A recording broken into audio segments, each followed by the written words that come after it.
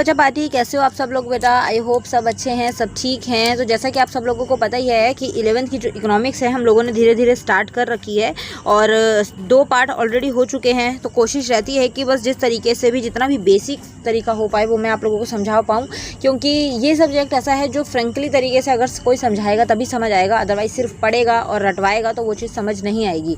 क्योंकि obviously 10th के बाद ये नया सब्जेक्ट होता है बच्चों के लिए, तो प्रॉब्लम आती ही है, कॉमनली है, और हमारे साथ भी ऐसा ही हुआ था। तो इसलिए उस प्रॉब्लम को समझते हुए ही मैंने ये सीरीज़ स्टार्ट की है। तो 2 पार्ट्स ऑलरेडी हो चुके हैं, फर्स्ट चैप्टर है अभी, और धीरे धीरे इस चीज़ को हम कवर करेंगे। आप लोग बस ध्यान से करते जाइएगा, पढ़ते जाइएगा, ठीक है। तो देखिए यहाँ तक हमने 2 पेजेस कर लिए थे, ये 3rd पेज है। तो यहाँ पर क्या चीज़ें ये बोल रहे हैं, अर्थशास्त्र के 3 विभिन्न घटक, उपभोग, उत्पादन एवं वितरण। और दूसरी चीज़ ये है कि मैं इस तरीके से आप लोगों को कवर करवाती हूँ ताकि हिंदी मीडियम इंग्लिश मीडियम दोनों को ही समझ आए। कोई ऐसा ना हो कि मैम इंग्लिश में नहीं बताया या कोई ऐसा ना हो कि हिंदी में नहीं बताया। तो अगर सुनेंगे ध्यान से तो आप लोग दोनों कोई भी मीडियम के हो आप लोगों को समझ आराम से आएगा, ठीक है। फर्स्ट अगर देखा जाए तो यहाँ पर बोला जा रहा है कि जो स्टैटिस्टिक्स होती है, मतलब कि इन्होंने कहा है कि जो 3 डिस्टिंक्ट कंपोनेंट्स हैं इकोनॉमिक्स के वो कौन कौन से हैं। तो अगर यहाँ पर देखा जाए तो यहाँ पर सिंपली अगर मैं बोलूँ कि 3 जो आप लोगों के मेन चीज़ें यहाँ पर बोली हैं, तो कि फर्स्ट आ जाता है उपभोग, ठीक है। उपभोग का मतलब मैंने आप लोगों को करवा ही दिया था, कंजम्पशन। उसके बाद नेक्स्ट आ जाता है उत्पादन, और उसके बाद नेक्स्ट आ जाता है वितरण, ठीक है, इस तरीके से। तो आई थिंक ये चीज़ जो है आप लोगों को ज़्यादा दिक्कत नहीं होगी। और तो इसका मतलब क्या होता है अगर देखा जाए, उपभोग का मतलब क्या होता है, सिंपल मैंने आप लोगों को बताया ही था। जब हमें किसी चीज़ की ज़रूरत होती है और हम वो चीज़ जो है परचेज़ कर लेते हैं तो उसका मतलब है कि हमने उसका उपभोग किया है, ठीक है, कंजम्पशन, ओके। तो इसका सिंपली मीनिंग है when we go to market and we purchase something for our need. तो इस तरीके से आप लोग सिंपली इसको अपनी भाषा में जितना हो सकता है अपनी ज़रूरत के लिए जब हम कोई चीज़ खरीदते हैं तो उसको सिंपली भाषा में उपभोग कहा जाता है, ठीक है। ये जो इतने लंबे चौड़े इन्होंने भाषण लिखे हुए होते हैं ना, ये आप लोगों को पढ़ने तो हैं लेकिन आपको रटने की जरूरत नहीं है, आप सिर्फ कॉन्सेप्ट को ध्यान रखिएगा, ठीक है, ओके। नेक्स्ट उसके बाद आ जाता है एक बीच में इसमें यहाँ लिखा हुआ है उपभोग सिद्धांत, मतलब कंजम्पशन थ्योरी किसे कहते हैं। तो यहाँ लिखा है कि यह व्याख्या करता है कि उपभोक्ता किस प्रकार से व्यवहार करते हैं, मतलब कि यही उपभोग अथवा उपभोक्ता व्यवहार का अध्ययन है जब हम मानक संबंध का एक निश्चित स्तर स्थापित कर लेते हैं, ठीक है। तो इसको क्या बोला जाता है, सिंपली बोल रहे हैं कि उपभोग सिद्धांत का मतलब क्या होता है, जब हमें पता लग जाता है कि सामने वाला जो उपभोक्ता है, मतलब जो खरीदने वाला है, वो किस तरीके से बिहेव करेगा, किस चीज़ पर कितने पैसे इन्वेस्ट करेगा, इन सारी चीज़ों की जब स्टडी करते हैं तो उसको ही कंजम्पशन थ्योरी बोला जाता है, ठीक है बेटा, ओके। नेक्स्ट आता है उत्पादन। उत्पादन मीन्स सिंपली आप लोग देख सकते हैं प्रोडक्शन। तो प्रोडक्शन का मतलब क्या होता है, जब हम कोई चीज़ खरीदते हैं तो वो चीज़ कहीं ना कहीं से बन के तो ज़रूर आती है ना। अब मैंने आप लोगों को लास्ट जो पार्ट था उसके अंदर मैंने एग्जांपल दिया था प्रोडक्शन में कि आप केक अगर लेने जाते हैं तो केक बेकरी में बनता है ना, वहाँ पे उसकी प्रोडक्शन होती है, मतलब उसका उत्पादन होता है, उसको बनाया जाता है। तो जो बनाने की प्रक्रिया होती है उसी को हम प्रोडक्शन बोल देते हैं कि वहाँ पर बन रहा है।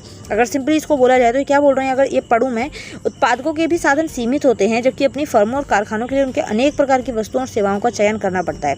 यदि विभिन्न आगतों की कीमतें दी हुई हैं तो वे ऐसे संयोगों का चयन जैसे करते हैं जो कम खर्चीले हों, जिसमें कि अपनी उत्पादन लागत को वे न्यूनतम करने के योग्य हो सके। यदि विभिन्न वस्तुओं की कीमतें भी दी हुई होंगी तो उन वस्तुओं के उत्पादन का चयन कैसे करते हैं जिनका उत्पादन उन्हें अधिकतम आमदनी जो है वो प्रदान करता है, जिसमें कि वे अपना लाभ बराबर आगम माइनस लागत, मतलब सिंपली तरीके से अगर बोला जाए कि जैसे एक कारक की उत्पादकता जितनी अधिक होगी उसके लिए रोजगार के अवसर भी उतने ही अधिक होंगे।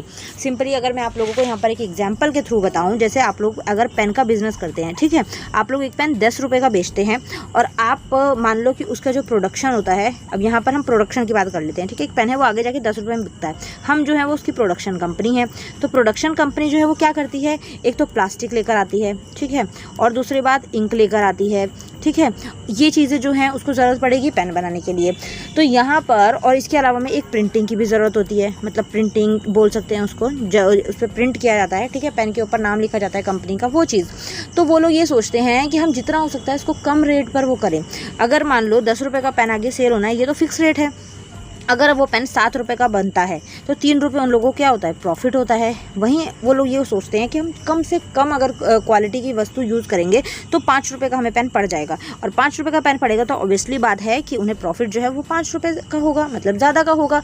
तो वही चीज़ है कि सब जो है यही कोशिश करते हैं कि जितना हो सकता है कम पैसों में हम लोग ज़्यादा प्रॉफिट ले सकें। तो इसीलिए बोला जाता है कि लेकिन ये है कि अगर क्वालिटी अच्छी नहीं होगी तो आपका सामान जो है वो वेस्ट होगा, आपका सामान ज़्यादा टाइम तक नहीं चल पाएगा, नहीं बिक पाएगा। तो इसलिए अच्छी क्वालिटी का यूज़ करना होता है। लेकिन प्रोडक्शन में जो बिजनेसमैन होगा वो यही सोचता है कि बस हमारा कम से कम इन्वेस्ट हो और ज़्यादा से ज़्यादा प्रॉफिट हो। तो सिंपल प्रोडक्शन इसी को बोला जाता है, ठीक है। प्रोडक्शन थ्योरी भी होती है इसके अंदर, जो बोला जाता है कि प्रोडक्शन थ्योरी में कि कैसे कैसे हम लोग किस किस तरीके से क्या क्या यूज़ कर सकते हैं जिससे हम कम इन्वेस्टमेंट करें और ज़्यादा से ज़्यादा प्रोडक्शन और ज़्यादा से ज़्यादा प्रॉफिट अर्न कर पाएँ। तो ये चीज़ हो जाती है। नेक्स्ट आ जाता है वितरण। अर्थशास्त्र के विद्यार्थियों के रूप में हमारी रुचि यह जानने की भी है कि किस प्रकार उन लोगों का वितरण होता है जो उत्पादन के एजेंट के रूप में कार्य करते हैं। उत्पादन के एजेंट कौन हैं? ये उत्पादन के कारकों के स्वामी हैं, जैसे भूमि, श्रम, पूंजी तथा उद्यमवर्ती। प्रजनित आय का कुछ भाग भूमि के स्वामियों को लगान के रूप में जाता है, एक भाग श्रमिकों को जाता है मजदूरी के रूप में, एक भाग पूंजी के स्वामियों को जाता है ब्याज के रूप में।